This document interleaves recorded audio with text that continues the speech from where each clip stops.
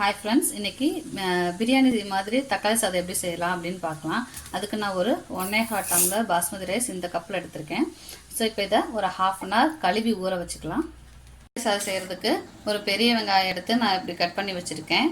அடுத்து பார்த்தீங்கன்னா 2 தக்காளி சாதங்கிறதுனால நான் தக்காளி கொஞ்சம் அதிகமாக எடுத்திருக்கேன். ஒரு சின்ன தக்காளியாக 3 தக்காளி எடுத்து இப்படி சின்ன சின்னதாக கட் பண்ணி வச்சுருக்கேன். அடுத்து கொத்தமல்லி, 2 பச்சை மிளகா.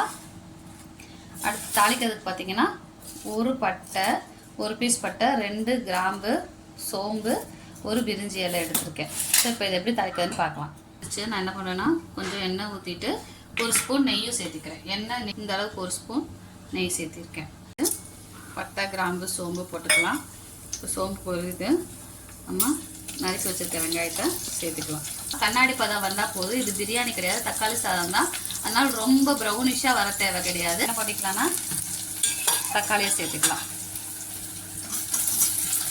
தக்காளியை சேர்த்து நல்லா தக்காளி வதங்கட்டும். ஒரு ஸ்பூன் இஞ்சி பூண்டு பேஸ்ட் போட்டுக்கலாம். போட்டுட்டு இந்த பச்சை வாசம் போகிற வரைக்கும் வணக்கி விட்டுக்கலாம். பச்சை வாசம் போயிடுச்சு. நம்ம எடுத்து வச்சுருக்க கொத்தமல்லியில் பாதி அளவு எடுத்து இப்போ வணக்கி விட்டுக்கலாம். 2 வணக்கிட்டு இப்போ இதுக்கு தேவையான மசாலெல்லாம் சேர்த்திடலாம்.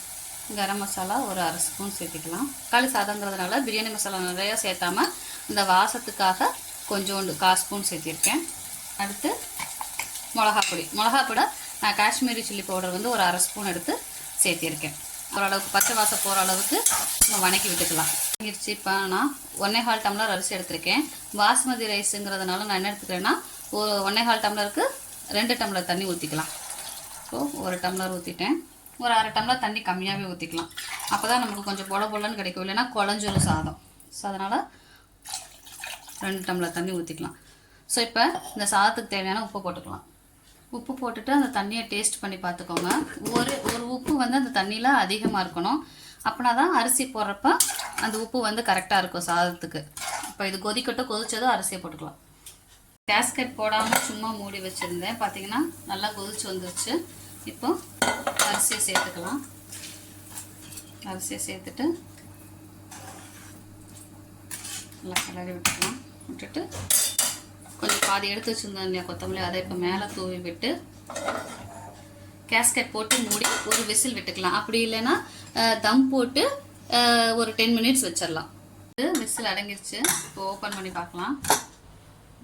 நல்லா வெந்திருக்கு. சைடில் கூடி எடுத்து இப்படி பரட்டி விட்டுக்கலாம். ஏன்னா நடுவில் விட்டோம்னா நமக்கு அந்த மசாலா ஃபுல்லாக சைடில் தான் இருக்கும். ஸோ அதை எடுத்து இப்படி மிக்ஸ் பண்ணி விட்டுக்கலாம். இப்போ சுவையான தக்காளி சாதம் ரெடி.